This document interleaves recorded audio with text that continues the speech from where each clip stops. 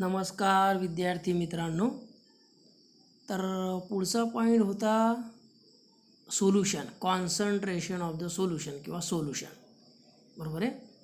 तर मित्रांनो, पहिल्यांदा आपण सोल्युशन म्हणजे काय ते पाहू, बरोबर आहे. सोल्युशन म्हणजे काय? तर सोल्युशनमध्ये कमीत कमी दोन कंपाऊंड असतात. एक काय असतो सोल्यूट आणि एक काय असतो सॉल्व्हंट. मग याच्यावरून आपण सोल्युशन म्हणजे काय, homogeneous mixture of to or more compound is non as what, solution. त्याला तुम्ही काय म्हणू शकता, सोल्युशन. आता सोल्युशन म्हटल्यानंतर इथे एक्झाम्पल तुम्ही पाहू शकता. बघा, एक्झाम्पल सोडियम क्लोराईड सोल्युशन तयार केलं समजा तुम्ही, बरोबर. सोडियम क्लोराईड सोल्युशन जर तयार केलं, sodium chloride added in water and form sodium chloride solution. तर याच्यामध्ये सोडियम क्लोराईड काय आहे, लेस अमाऊंटमध्ये, लेस, मग त्याला म्हणायचं सोल्यूट. त्याला काय म्हणायचं, solute.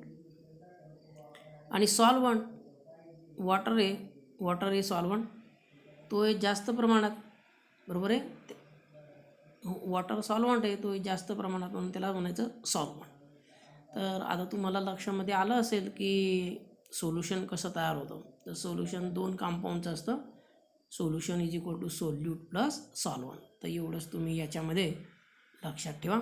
For example sodium chloride solution घेऊ शकता किंवा शुगरचं सोल्युशन घेऊ शकता. शुगर पाण्यामध्ये टाकायची म्हणजे शुगर डिझॉल्व होते. मग शुगर काय आहे, सोल्यूट, आणि पाणी काय आहे, वॉटर काय आहे, सॉल्वंट. तर अशा पद्धतीने तुम्ही वेगवेगळे सोल्युशन याच्यामध्ये घेऊ शकता. आलं लक्षामध्ये.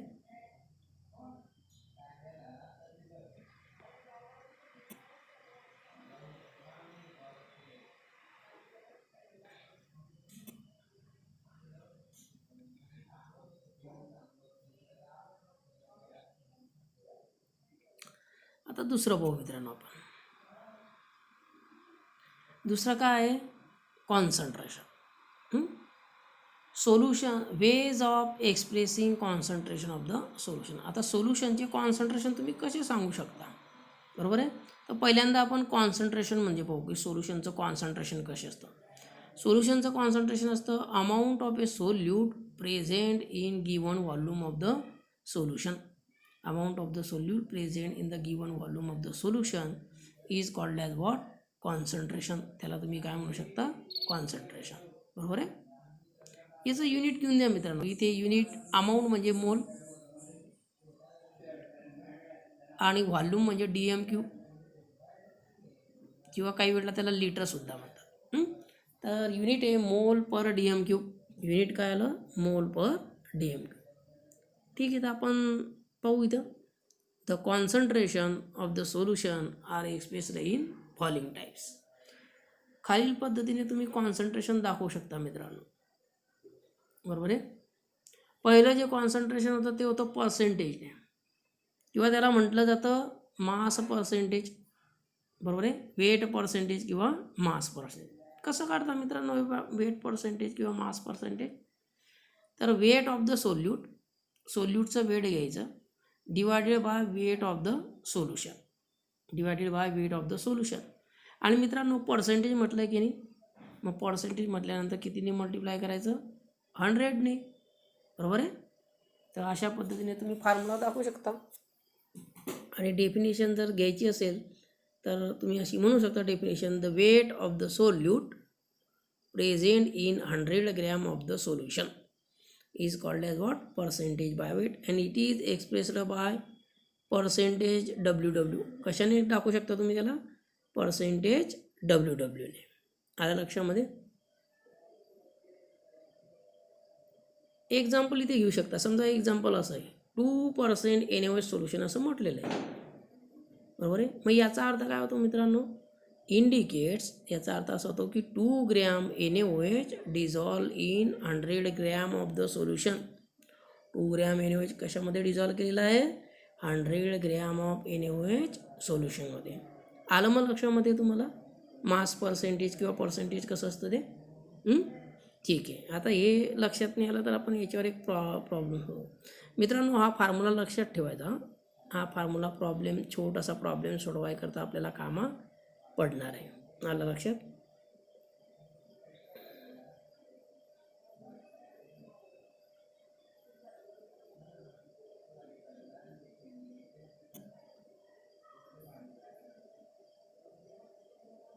हा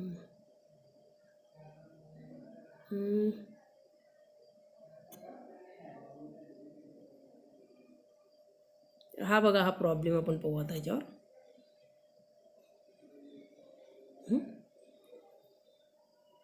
फॉर्म्युला तुमच्या लक्षामध्ये आलेलाच आहे. हां, ए सोल्युशन, हे बघा हा प्रॉब्लेम पाहू आपण. A solution is prepared by adding 2 gram of substance a to 18 gram of a water. Calculate mass percentage of the solute. तर सोल्यूटचं मास पर्सेंटेज काय करा, कॅल्क्युलेट करा. फॉर्म्युला असा येईल, mass percentage of solution is equal to what, mass of the solute divided by mass of the solution multiplied by 100. आता आपल्याला काय काय गिवन आहे मित्रांनो ते पाहू आपण. हां, 2 ग्रॅम ऑफ द सबस्टन्स म्हणजे मास of the solute, 18 gram of a water म्हणजे मास ऑफ ए सॉल्वंट. बरोबर आहे. तर मग ते टाकून द्या. वेट ऑफ द सोल्यूट किती आहे, 2 ग्रॅम, हे टाकून द्या. प्लस आता वेट ऑफ द सोल्युशनच्या ऐवजी काय फॉर्म्युला वापरायचा, पुढची स्टेप, याच्या पुढे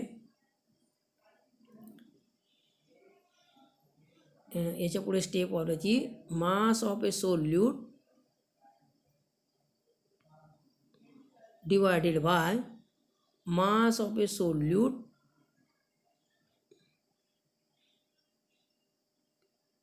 plus mass of a solvent.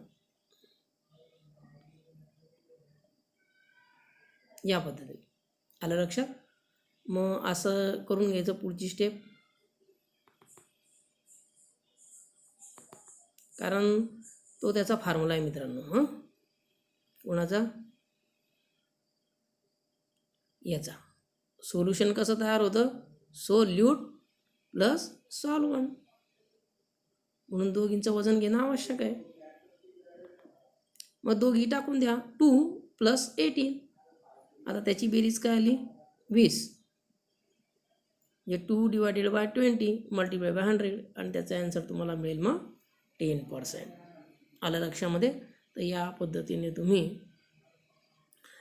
हा प्रॉब्लेम काय आहे सोडवू शकता, मास पर्सेंटेजचा. आलं लक्षामध्ये. आता आपण पुढचा पॉईंट पाहू मित्रांनो.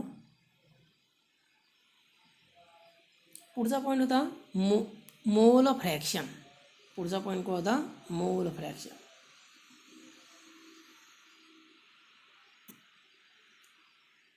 मोल फ्रॅक्शन, मोल फ्रॅक्शन कसं दाखवशाल मित्रांनो. 2 आहेत आपल्याकडे. एक आहे सोल्यूट. सोल्युशन कसं तयार होतं, सोल्यूट आणि प्लस काय, सॉल्वंट. असे 2 कंपाऊंड एकत्र टाकलं की सोल्युशन काय आहे, तयार होतं. मग मोल फ्रॅक्शन आपण सोल्यूटला घेऊन घेऊ. बरोबर आहे. कारण आपण म्हणताना काय म्हणतो, सोडियम क्लोराईड सोल्युशन, म्हणजे सोडियम क्लोराईड कोणात टाकतो, पाण्यामध्ये. बरोबर आहे. तर मोल फ्रॅक्शन ऑफ सोल्यूट जर तुम्ही घेतलं तर त्याची डेफिनेशन असेल बघा. हे मोल फ्रॅक्शन ऑफ द सोल्यूट दाखवलं तर number of a moles of a solute divided by number of a moles of a solute plus number of a moles of a solvent. बरोबर आहे. आणि यावरून मग मोल फ्रॅक्शन ऑफ ए सोल्यूट तुम्ही म्हणू शकता N, त्याला जर तुम्ही नंबर दिला N2, बरोबर आहे, divided by N2 plus N1. आता याचे नंबर कसं द्यायचं ते पण आहे मित्रांनो. एक नंबर कोणाला द्यायचा, जो मोठा असतो त्याला. मोठं कोण आहे, सॉल्वंट, कारण सॉल्वंट जास्त घेतो म्हणून N1. छोटा नंबर नंतरचा नंबर कोणाला द्यायचा, 2 नंबर, जो छोटा असेल त्याला, म्हणजे सोल्यूट, म्हणजे त्याला नाही समजलं ना डायरेक्ट नाव बी लिहू शकता, N solute divided bye N solute plus N solvent. तर त्याच्यामध्ये काही फरक पडत नाही मित्रांनो. नंबर जर नाही समजले ना तर सोल्यूट Nला सफिक्स सोल्यूट सॉल्वंट दिलं तरीसुद्धा चालेल, काही फरक पडत नाही. आलं लक्षामध्ये. आता तुम्ही जर सॉल्वंटचं दाखवायचं असेल ना तर तुम्ही असं दाखवू शकता, number of a moles of a solvent divided by number of moles of solute divided by number of moles of solvent. बरोबर आहे. म्हणजे X solvent is equal to N1, X solvent is equal to N1 divided by N2 plus N1. आता इथे N1 का घेतला तुम्हाला लक्षात आला. N1 काय रिप्रेझेंट करतो? सॉल्व्हंट.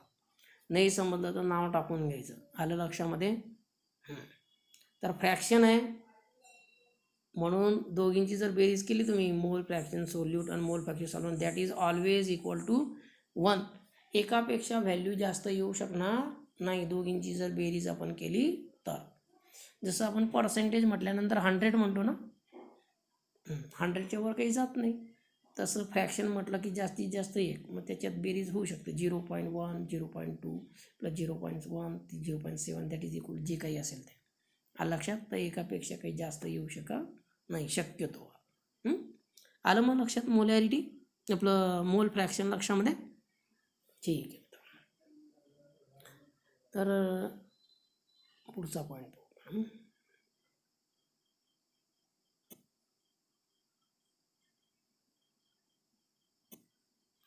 पुढची डेफिनेशन घेऊ मोलॅरिटीची. तर मोलॅरिटी म्हणजे काय? तर मोलॅरिटीचा फॉर्म्युला बघा मित्रांनो. मोलॅरिटीचा फॉर्म्युला काय फॉर्म्युला मोलॅरिटीचा? Number of moles of a solute divided by volume of the solution. आणि व्हॉल्यूम ऑफ द सोल्युशन कशामध्ये पाहिजे? लिटरमध्ये. किंवा काही वेळेला आपण लिटरला कोणता शब्द वापरतो? DMQ. तर दोघींचा अर्थ सारखाच आहे मित्रांनो. लिटर म्हणा किंवा DMQ म्हणा, दोघींचा अर्थ काय असतो? सारखा. ठीक आहे. तर याच्यावरून तुम्ही डेफिनेशन देऊ शकता. मोलॅरिटी कशाने दाखवली जाईल मित्रांनो? कॅपिटल एमने. मोलॅरिटी कशाने दाखवली जाते? कॅपिटल एमने. डेफिनेशन कशी कराल? The number of a moles of a solute divided और present in 1 liter of the solution. 1 liter किंवा DMQ of the solution is known as what? Molarity, and it is denoted by 1. आणि formula घ्यायचा असेल तर molarity is equal to N/V. म्हणून unit काय द्यायचं मित्रांनो? मोल पर लिटर्स किंवा मोल पर DMQ. ml वगैरे याच्यात घेऊन काही चालणार नाही मित्रांनो. एक्झाम्पल बघा. आता तुम्हाला जर असं म्हटलं ना 1 मोलर H2SO4 सोल्युशन, त्याचा अर्थ होतो की 1 मोल ऑफ H2SO4. 1 मोल म्हणजे किती? त्याचं जर मॉलिक्युलर वेट घेतलं तर ते आलं 98 ग्रॅम. किती आलं? 98 gram. Present in 1 litre of the solution. Present in 1 litre of the solution असा त्याचा अर्थ होतो. आला का लक्षामध्ये? 1 मोलर म्हटलं की 2 मोलर म्हटलं की 3 मोलर म्हटलं की त्याचा अर्थ असा होतो की एवढे सबस्टन्स त्याच्यामध्ये काय आहे? प्रेझेंट आहे. आलं लक्षामध्ये मग? ठीक आहे.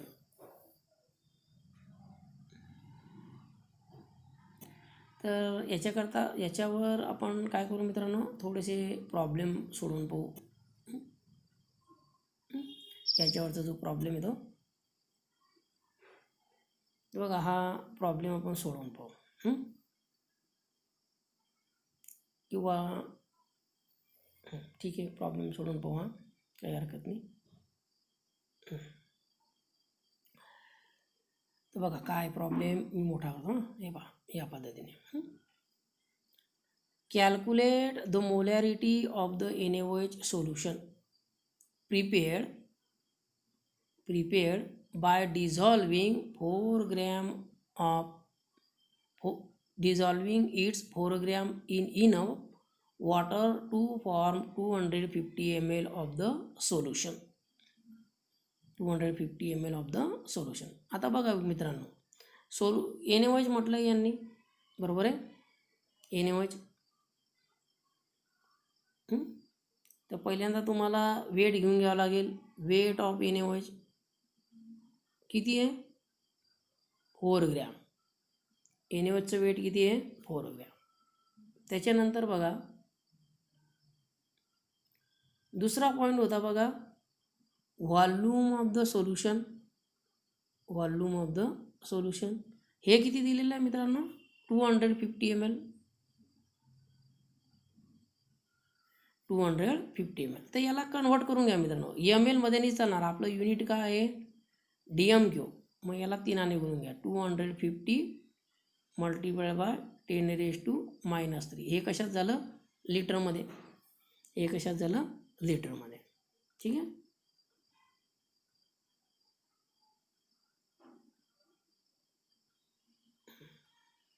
ठीक आहे. आता तिसरा जो आहे तो आहे नंबर ऑफ मोल्स काढायकरता तुम्हाला काढावं लागेल मोलर मास इन एव्हरेज. तर molecular weight in average. In एव्हरेजचं मॉलिक्युलर वेट कसं घ्याल तुम्ही?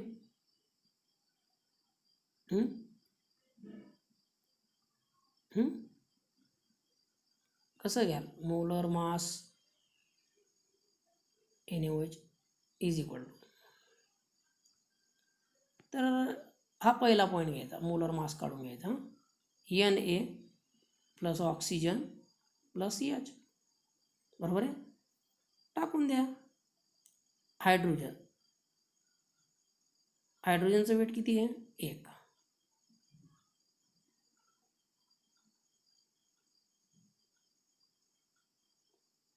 सोडियमचं किती होतं? 23. ऑक्सिजनचं किती होतं? 16. आणि हायड्रोजनचं किती होतं? 1. किती झाले? बेरीज करा. 40 ग्रॅम. हे झाले 40 ग्रॅम. आता तुम्हाला त्याजवळ सगळ्या व्हॅल्यू आहे, फॉर्म्युला टाकून द्या.